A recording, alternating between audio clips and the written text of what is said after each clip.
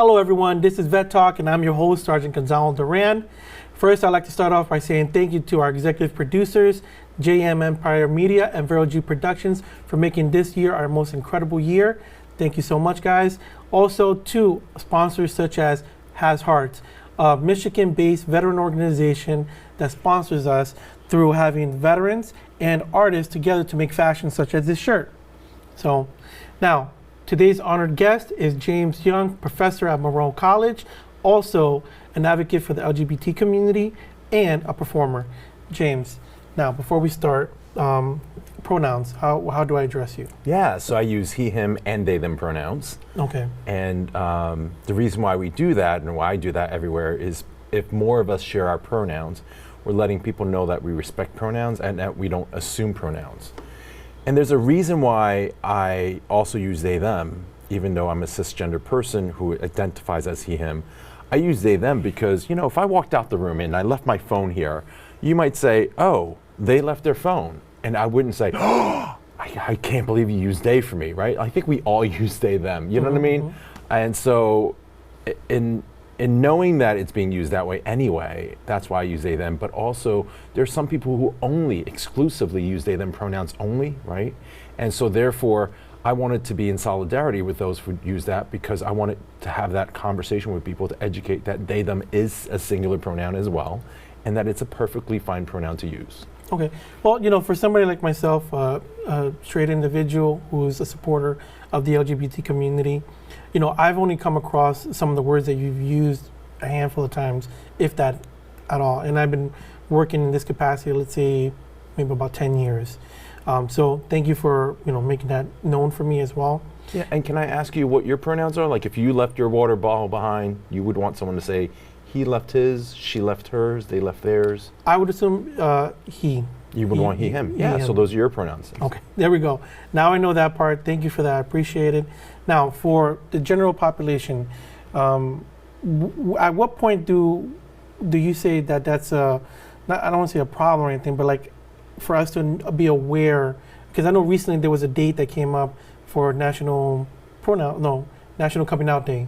Yeah. That came out about a week or two ago? Yeah, on October 11th every year. It's the 35th anniversary of the March in Washington about LGBT rights, about people dying of AIDS, about the sodomy law that was happening in Georgia at the time.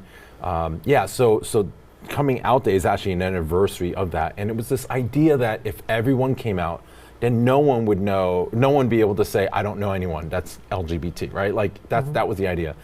But the organization I'm part of, Query, we have this other idea, which is, what if we use this day as a day to say thank you for coming out? Because coming out is like complex, it's personal, it's a lifelong process. It can be a public thing, like being on a talk show like this, right? And so coming out is a lot of stuff. And what if we use National Coming Out Day every year to say thank you for coming out, instead of saying things that are like, oh, I knew, or you don't look it, or whatever. People say all kinds of nonsense, like it's a phase.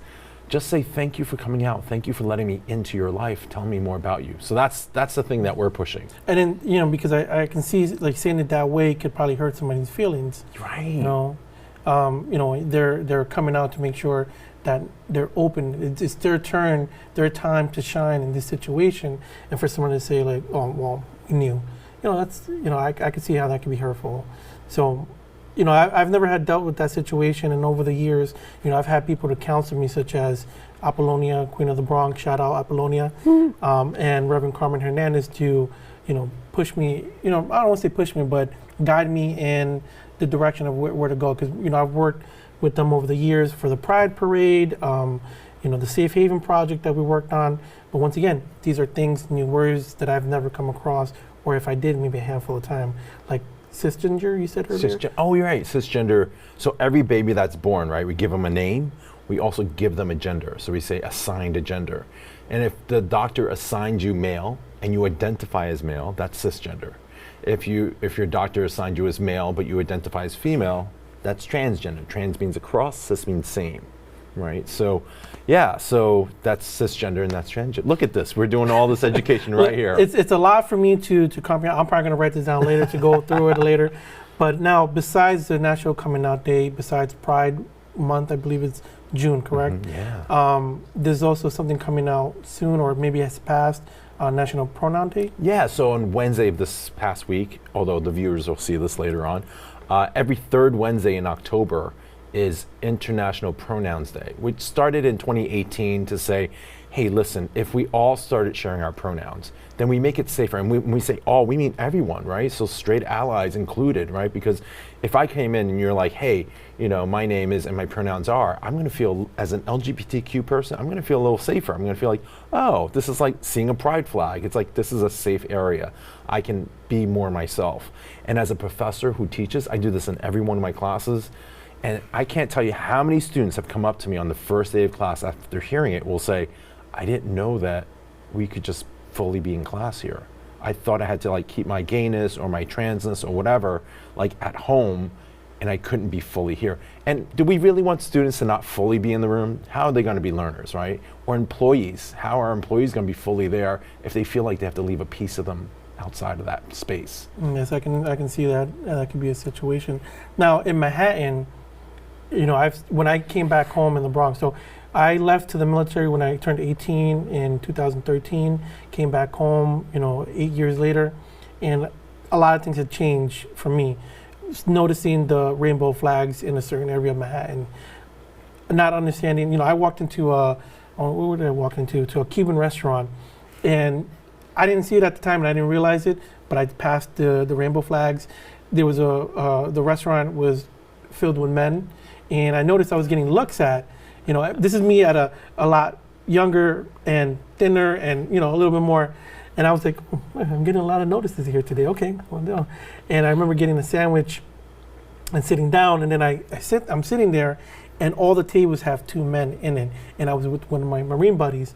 And I looked, and I did a little like this right here. And I was like, okay, you know what? The sandwich is really good.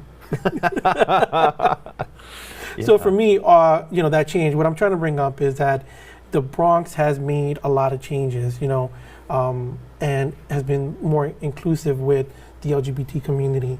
So much so that I wanted to say, working in the capacity, not only having guests on the show, but also events in the community have increased a lot for me over the last 10 years. What's your perspective in the changes that have been going on? I feel like that's happening too in the Bronx and in New York. And please, we know that New York is a bubble, or at least I feel like it's a bubble that just feels wonderful. But like, I have people that I know in Texas and Florida where you could get fired for being queer. You could get kicked out of your home for being queer. I know young people in Texas, there's over 500 anti-LGBT bills circulating in the country right now. And so like in Texas, there's, if you support your trans kid, that's considered child abuse, right? Like, so New York is definitely a bubble that is pretty safe, and we've got more work to do. The flags definitely helps, right? It creates this idea like, oh, this place is safe and I can just be myself. I don't have to like bro up or whatever the language is, right? I can use the bathroom without being harassed. I can order a sandwich and not have to be, dealt with in some way. Yeah. So I think it is getting better. And Monroe College is doing some cool stuff too. Like we had our National Coming Out Day event too. You had it there? Yeah, we had it. We had National Coming Out Day event at Monroe saying, hey, listen, we want to make sure our students, faculty, and staff feel safe here, right? What's interesting is November 20th every year is Transgender Day of Remembrance. It's a very important day where we highlight how many people have been killed or died by suicide because of bullying, because of their transness. And every year it's a lot of numbers. What's interesting is there's an intersection that happens. These are Black and trans women usually. And so it's, trans lives are important, but we notice there's a racial difference there and there's a gender difference there too. And so we highlight that because we want to make sure that we are continuing the fight to make it safe for everyone. And one of the things that I'm working on with one of my associates, Reverend Carmen Hernandez, is an anti-LGBT harassment bullying campaign, which should be coming out in a couple of months. Now, that right there needs to be focused on. I haven't seen too much of it, but I know it happens. I believe the local elderly LGBT community called Sage Center received some graffiti stuff like that, a couple months ago. I don't know how bad it's gotten. You know, I do communicate them on occasion. So that's where we're going to be holding the event to, bring solidarity with the community. Yeah, that's exciting. And it's not just about picking people out of the dirt, right? I mean, like the graffiti, that's terrible, right? It's not just about that and protecting rights. We also want to encourage LGBTQ folks to flourish and grow and be just like any group of people that are oppressed. It's not just about like, let's stop the oppression. It's about let's get to healing. Let's get to that next step. And I think a lot of us are working on that. And I'm so grateful to you and Reverend Carmen to do that.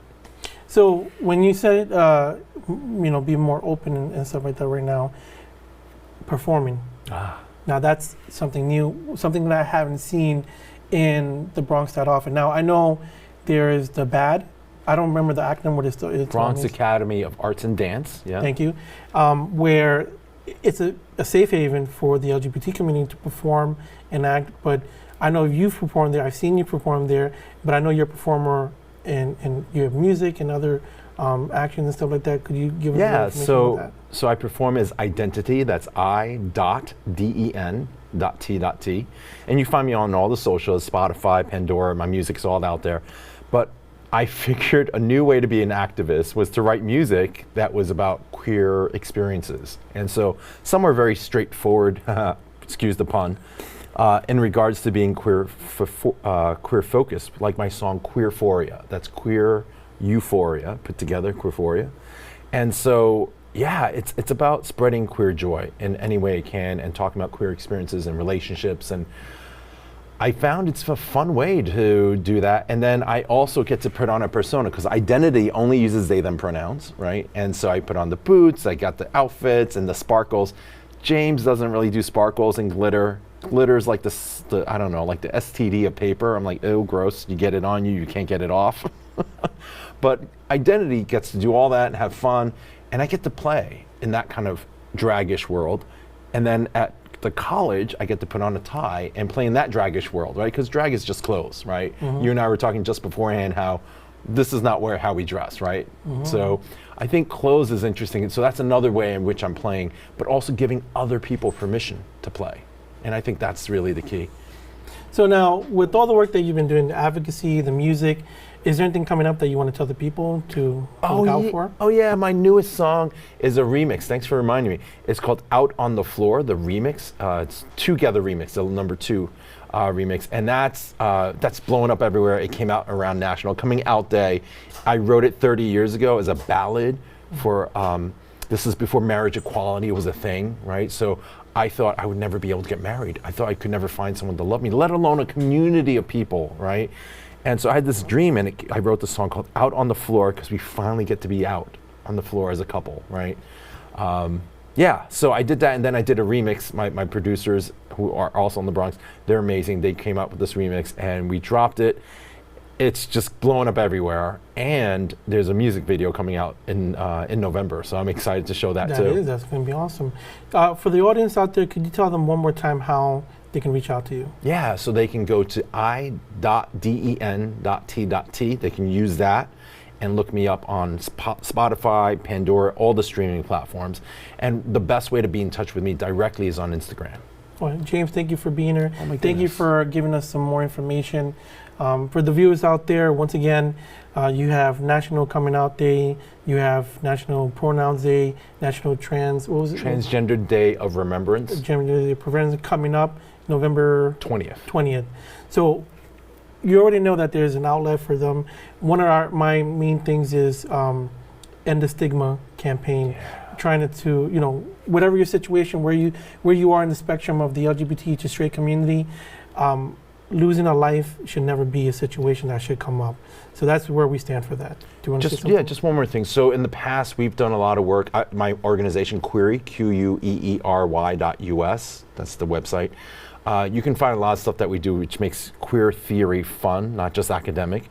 And we worked with Sparta, and do you know Sparta? No, and with Minority Vets. They're both organizations that support LGBTQ vets. So Minority Vets, yes. Yeah, so we want to make sure that if you're a veteran out there and you're LGBTQ, you can reach out to Sparta, just Google them, and you can reach out to Minority Vets. So with that being said, once again, there's opportunities for you. Please never always look out for help. Besides that, I just want to say thank you for joining us. If you'd like to be a guest on Vet Talk, please feel free to reach out at ceo@devildogusainc.org, or feel free to check out our website at www.devildogusainc.org. As always, God bless America.